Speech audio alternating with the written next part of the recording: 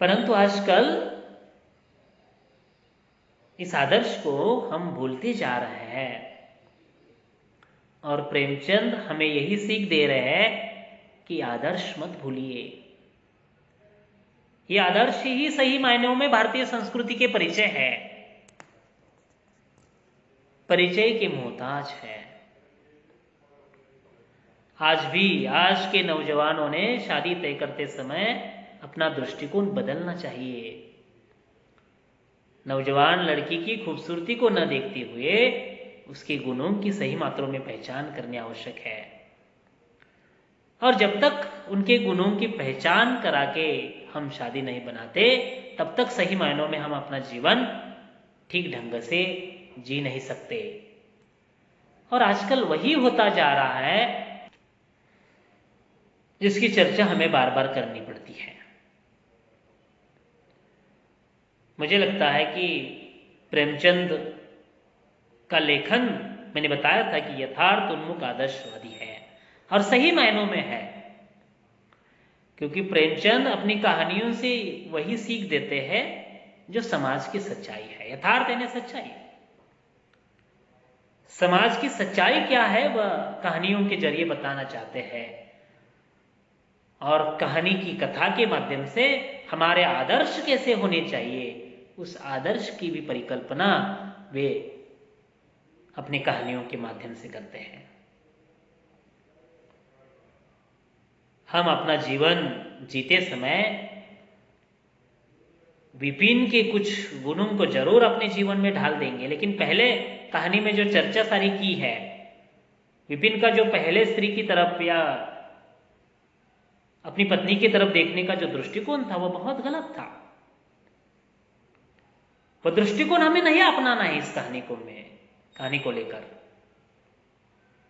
हमें विपिन का बाद में जो बदला हुआ दृष्टिकोण है वह दृष्टिकोण हमें हमारे जीवन में स्वीकृत करना है, उसका हमें स्वीकार करना है, वो हमें सीख लेना है और वैसा ही दृष्टिकोण हमारे जीवन में रखकर हमारा जीवन यापन करना है। परंतु आशा के गुण शुरू से अच्छे हैं। आशा में कोई बुराइयां इस कहानी में प्रेमचंद ने चित्रित नहीं की। आशा का कोई बुरा गुण इस कहानी में प्रेमचंद ने चित्रित नहीं किया है। इसका मतलब यही है कि भारतीय स्त्री की आदर्शवत बात जो है वो इस कहानी से प्रेमचंद हमारे सामने बताना चाहते हैं। यही है भारतीय स्त्री की पहचान। आज के ज़माने में हम एक बात जरूर सुनते हैं या देखते हैं, बच्चों की वट सावित्री की त्योहार में हर भारतीय स्त्री, उनका पति कैसा भी हो, चाहे शराबी हो, चाहे गुंडागर्दी करने वाला हो, चाहे और कुछ हो, परंतु लोकलाज के लिए क्यों ना हो, वह आज भी वट सावित्री की पूजा करती है। परंतु मुझे लगता है कि ये कितना उचित है, कितना अनुचित है, ये आप जैसे छात्रों ने सोचना चाहिए, आप जैसे लड़कियों ने भी सोचना चाहिए और इसका अमल कितना लाना है अपने जीवन में वह भी हमें बिल्कुल तय करना है। मैं उसका विरोध नहीं कर रहा हूं बच्चों, परंतु उसके माध्यम से हम क्या सीख रहे हैं। असल में हम अपना जीवन यापन करते समय जिस पत्नी के साथ हम रहते हैं, क्या उस पत्नी के साथ हम सही ढंग से जीवन यापन कर रहे हैं, यह भी एक सोच ये कहानी हमें बताती है। और पत्नी ने भी यह सोचना चाहिए कि जब जो जीवन हम बिता रहे हैं, क्या सही मायनों में हम अपने पति के साथ सही रूप में अपना जीवन बिता रहे हैं। क्योंकि विज्ञान तंत्रज्ञान जैसा बदलता जा रहा है, भौतिकीकरण के और आधुनिकीकरण के इस युग में जीवन जीने के सारे तौर तरीके बदल रहे हैं बच्चों। और आज हम देख रहे हैं कि ऑनलाइन शिक्षा की ये परंपरा क्यों आ गई, क्योंकि प्रकृति का नुकसान हम लोगों ने ही किया और इसका सबूत प्रकृति हमें दे रही है। उसके परिणाम हमें भुगतने पड़ रहे हैं, परंतु आज भी हम उतने मायने में नहीं सोच रहे हैं। मुझे लगता है कि स्त्री और पुरुष ये कहानी हमें सोचने के लिए मजबूर कर देती है, हमारी सोच बदलती है। कैसा होना चाहिए भारतीय पुरुष, कैसी होनी चाहिए भारतीय स्त्री। राम और सीता के आदर्श इस भारतीय संस्कृति में है। रामायण को छात्रों आप सभी ने देखा होगा, कितना वनवास राम को भुगतना पड़ा है। राजमहल में रहने वाला एक राजकुमार, परंतु पिता की आज्ञा की खातिर 14 साल वनवास भुगतता है। आज के जमाने में ऐसा कोई राजकुमार या कोई बेटा होता तो कितने हम पिता की आज्ञा का पालन करते, मुझे नहीं पता। ये आप ही उस पर चर्चा कर सकते हैं, बच्चों सोच सकते हैं, परंतु ये हमारे आदर्श हैं। और सीता भी जो पत्नी के नाते अपने पति का साथ देती है। यहां जैसे आशा बीमारी में अपने पति का साथ देती है, वैसे वहां रामायण में भी सीता अपने पति का साथ देती है। और 14 साल न उनको वनवास हुआ है, परंतु अपने पति की सेवा के लिए 14 साल अपने पति के साथ जाते हैं।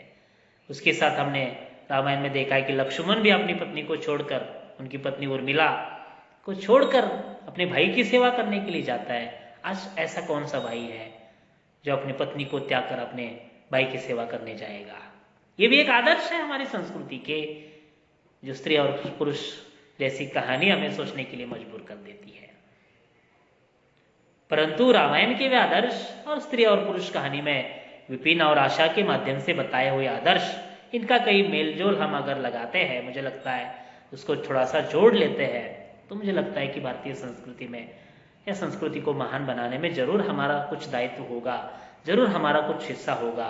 जैसे राम सेतु बनाने में कहा जाता है ना कि खरुताई ने भी अपना कुछ हिस्सा बांट लिया, मोल लिया, शायद उस प्रकार हम भी अपना कुछ हिस्सा भारतीय संस्कृति को आदर्श बनाने में इस कहानी की कथा को लेकर जरूर दे सकते हैं, या जरूर अपना कुछ योगदान इस कहानी को लेकर दे सकते हैं। मुझे लगता है कि बहुत सारी चर्चा हम इस कहानी को कर सकते हैं। 4-5 घंटे भी अगर इस कहानी पर हम चर्चा करते रहे तो मुझे लगता है कि बेहद चर्चा और बहुत बड़ी चर्चा हम कर सकते हैं, परंतु समय अभाव के कारण मुझे लगता है कि इस चर्चा को हमें यही रोक देना चाहिए।